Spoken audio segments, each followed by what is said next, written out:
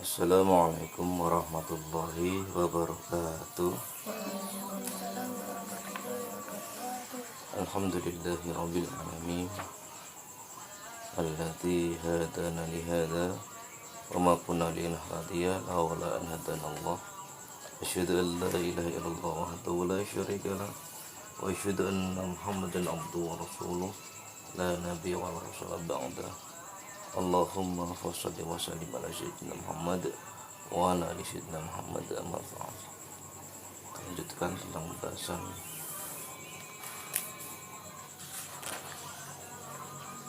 pada bab pendahuluan di juz kedua ini. Pembahasan ayatnya, ayat tentang dan ketika Ibrahim diuji Tuhannya dengan beberapa kalimat perintah dan larangan, lalu Ibrahim menunaikannya, ya, adalah tentang Masjidil Haram, ya ini tentang pendiriannya dan bangunannya serta apa-apa yang berkaitan dengannya, seperti tipu daya yang dilancarkan kaum musyrikin dan ahli kitab seputar kisah Nabi Ibrahim, keturunannya, agama, kiblat, janji dan wasiatnya. Berita itu adalah sebaik-baik pendahuluan dalam masalah pemindahan kiblat kaum muslimin dari Masjidil Aqsa ke Masjidil Haram setelah selang beberapa waktu. Maka pemindahan kitab kaum muslimin, pemindahan kiblat kaum muslimin ke Masjidil Haram yang dibangun Ibrahim dan Ismail serta berdoanya Ibrahim dan Ismail dalam selang waktu yang panjang agar diberi keturunan yang bisa mewarisi kepemimpinan di bumi sangat erat berkaitan, yakni tanpa adanya hubungan yang bersifat tabi'i atau alami, wajar, ya, dan logis, ya, berupa pewarisan kaum muslimin pada agama Ibrahim dan janjinya pada Tuhannya. Maka hal ini adalah hubungan yang bisa diindra dan bersesuaian dengan hubungan yang sifatnya rasa, dan hal ini telah dibangun oleh sejarah.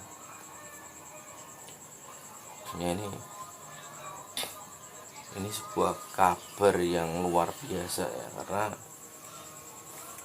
jarak antara Nabi Ibrahim dengan Nabi Musa itu dengan Nabi Muhammad itu sangat jauh, ya,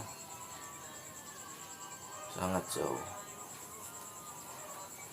Jarak antara Nabi Musa dengan Nabi Isa saja sekitar 1500-an tahun. Sementara jarak antara Nabi Isa dengan Nabi Muhammad berapa? Sekitar 500-an lebih. Nabi Muhammad kan 600 Masehi, 600 tahun. Artinya apa? Jarak yang lebih dari 2000 tahun itu, ya, ada pengungkapan sejarah yang detail, ya, itu luar biasa, ya. Awalnya karena makanya kita disuruh hati-hati dengan Israiliyat itu karena cerita sejarahnya sudah sangat jauh, sudah sangat panjang, sehingga banyak yang itu terdistorsi oleh waktu itu, maksudnya terubah dengan tidak sadar, kadang dengan sadar, tapi lama kelamaan dianggap sesuatu yang benar karena itu seakan-akan turun temurun walaupun sudah terkurangi beritanya atau tertambahi beritanya. Tapi ketika Allah memberi kabar seperti ini luar biasa. Kabarnya utuh, ya, tanpa salah, ya, yang menggambarkan orang zaman dahulu dengan gambarnya seakan-akan kita bisa menikmatinya, bisa merasakannya sekarang, bisa melihatnya di depan mata kita seperti itu. Apalagi kalau lihat sekarang, ya, sudah berapa ribu tahun, 3000 tahun lebih, ya, 3500 tahun lebih, ya. ya 3000-an, hampir 3500. Ini istimewa kita mengungkap sejarah ya, tentang cerita zamannya Aristoteles saja ya, yang itu sudah tahun Masehi. Itu banyak yang rancu, banyak yang tidak jelas, banyak yang diselewengkan, banyak yang dirubah-rubah.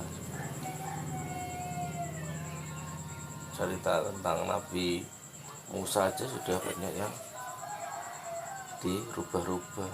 Cerita tentang Nabi Isa pun juga banyak yang telah dirubah-rubah. Tapi ini cerita yang sangat panjang, zaman Nabi Ibrahim sampai sekarang. Zaman Nabi Musa aja sudah 3500 tahun lebih, apalagi Nabi Ibrahim. Ya berapa keturunan itu? Ibrahim kalau melalui jalur Nabi Ishak, terus Yakub, terus Yusuf sampai Musa itu 500 tahunan lebih, ya sekitar 500 tahun itu berapa?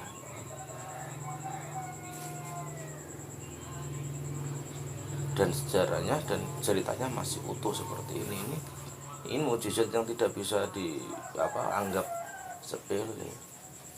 Bahkan orang-orang yang tidak paham tentang berita atau kabar langit seperti ini menganggap zaman itu zaman prasejarah yang belum tertuliskan. Prasejarah itu belum dicatat dengan catatan, belum ada prasasti. Tapi Allah mencatatnya dengan sangat gamblang. Gambarnya seperti kita merasakan sendiri apa yang terjadi di zaman Nabi Ibrahim seperti itu.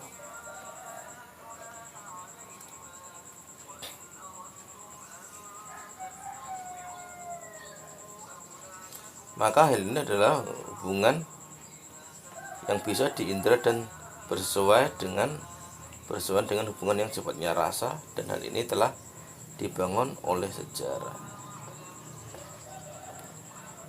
Rasa itu, kalau rasa bukan rasa di kulit ya, rasa di dalam, di hati, rasa di jiwa, rasa yang bisa membentuk ketajaman berpikir ya, ketajaman mata batin, bukan rasa saja.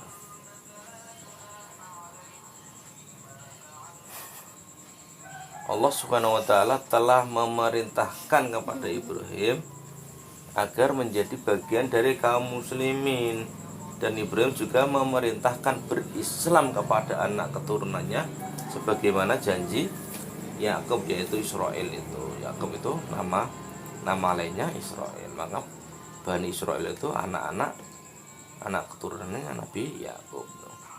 Dan sesungguhnya Ibrahim telah mengetahui bahwa pewarisan akan janji Allah Subhanahu wa Ta'ala dan pemberian keutamaan kepada keturunannya tidak akan diberi oleh Allah kepada keturunannya yang zalim, tidak ada ya. Maka kita pun seperti itu. Kalau kita berdoa sampai anaknya, semoga anaknya jadi orang yang baik ini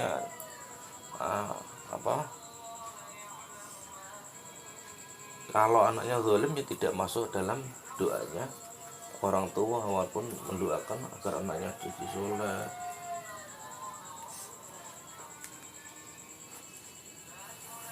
Rabbi ja'alni muqima sholati wa min dzurriyyati rabbana wa taqabbal du'a.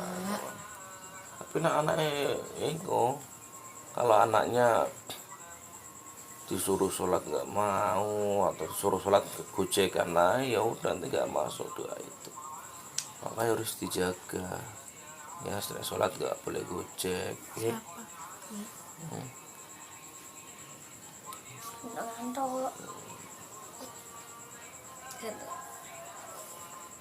Artinya apa? Tidak ada pintu masuk dari doa tadi kalau zalim ya.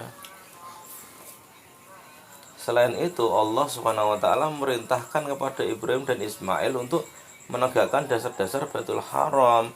Maka Baitul Haram itu adalah warisan bagi Ibrahim dan Ismail, dan yang akan diwarisi Baitul Haram adalah orang-orang yang telah dijanjikan oleh Allah Subhanahu wa taala kepada Ibrahim dan Ismail.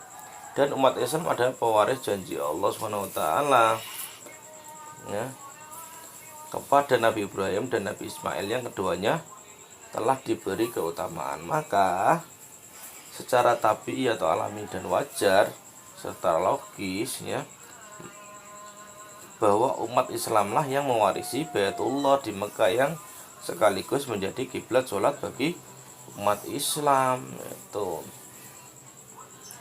pemindahan ini dilakukan untuk membedakan secara khusus antara umat Islam dan umat yang lain, baik tentang pengenalan secara indrawi atau secara rasa, ya, indrawi dan rasa beda, ya, indra dan rasa itu sangat sangat dalam. Sungguhnya warisan agama, warisan kiblat, dan warisan keutamaan datangnya dari Allah Subhanahu wa taala, ya. Pengkhususan dan pembedaan, contohnya pengkhususan dan pembedaan dalam kiblat itu telah menjadi kelaziman sejak masa itu, yang mana hal tersebut memegang peranan penting sekali dalam soal-soal akidah dan peribadatan. Ya, ini pada juz pertama telah disyaratkan bagaimana pentingnya keistimewaan itu dalam cara-cara berdoa. Maka pada kiblat keistimewaan itu lebih tegas dan mencolok, tujuannya agar lebih jelas dan mempersiapkan suatu umat untuk mewarisi janji Allah yang telah disampaikan kepada Nabi Ibrahim alaihissalam, sehingga dapat menunaikan tugas yang besar dalam memimpin manusia dan merupakan lapisan yang menjunjung keadilan, ya, serta menjadi saksi yang utama dari umat manusia yang terdahulu. Ya, kita memang jadi pilihan Allah untuk menjadi penerus risalah yang dibawa Nabi Ibrahim dan setelahnya. Dan kita masuk pada doanya yang dipanjatkan oleh Nabi Ibrahim. Sesungguhnya siapa yang hanya melihat dari bentuk-bentuk pengkhususan dan pembedaan ini dari aspek luarnya saja, begitu juga yang semata hanya melihat dari tabiat diri manusia dan pengaruh-pengaruhnya, mungkin bisa saja orang itu menyangka bahwa, ya, pengkhususan dan pembedaan itu adalah suatu fanatisme dan muncul dari pikiran yang sempit. Akan tetapi bila berpikir lebih mendalam dan lebih luas dari pandangan itu, ya, dari pandangan ini juga terhadap pemikiran yang lebih mendalam terhadap tabiat fitrah, maka dua hal di atas akan sangat berbeda hakikatnya antar satu dengan yang lain, ya. Seakan-akan itu kok berubah dari Masjidil Aqsa ke Masjidil Haram, kok dewe, ya, kok berbeda dari yang dulu, kok berbeda dari yang dibawa dari agama yang dibawa Nabi Musa dan Nabi Isa. Ini berbeda, ini hal yang harus difahami bahwa ini bukan fanatisme, ini memang furqan untuk membedakan, karena arah kiblat yang sudah diklaim oleh orang Yahudi dan Nasrani itu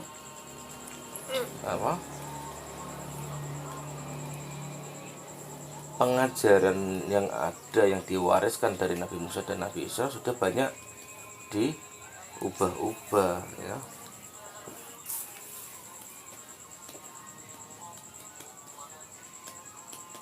Sehingga dibutuhkan sesuatu yang berbeda untuk menanggapi ini, untuk memberi jawaban tentang hal ini, yaitu diarahkan kiblatnya dari Masjidil Aqsa ke Masjidil Haram, seperti itu, ya. Di samping itu juga pertama ketika dari Masjidil Haram menjadi ke Masjidil Aqsa, untuk menunjukkan pada orang-orang Yahudi dan Nasrani bahwa agama ini dari Allah, sama seperti yang dibawa Nabi Ibrahim dan Nabi Isa. Cuma bedanya Nabi Ibrahim dan sama yang dibawa oleh Nabi Musa dan Nabi Isa. Cuma bedanya agama yang dibawa oleh Nabi Musa dan Nabi Isa sudah banyak yang dirubah-rubah oleh kaum Yahudi dan Nasrani. Ini untuk menyaring orang-orang Yahudi dan Nasrani yang benar-benar memahami agamanya dan benar-benar masih bersih untuk masuk ke dalam Islam. Ketika sudah saringannya sudah selesai semua ya, digeser kiblatnya menghadap ke Ka'bah untuk menguji semuanya, bahwa ketika sudah saringannya sudah orang-orang yang jiwanya bersih dari Yahudi dan Nasrani sudah masuk Islam, ya dikembalikan kepada Ka'bah ya. Yang ketika pemindahan dari Ka'bah, dari Masjidil Haram ke Masjidil Aqsa itu juga untuk membersihkan orang-orang Arab, orang-orang Islam yang dari Arab, dari Quraisy dan tetangga-tetangganya itu orang-orang Arab. Karena kalau nggak seperti ini, fanatisme tempat itu berarti memang apa terbaik. Dan Allah memberi pengajaran yang sangat besar agar tidak ada fanatisme dengan merubah 2 kali seperti ini, walaupun akhirnya kembali kepada Ka'bah seperti itu.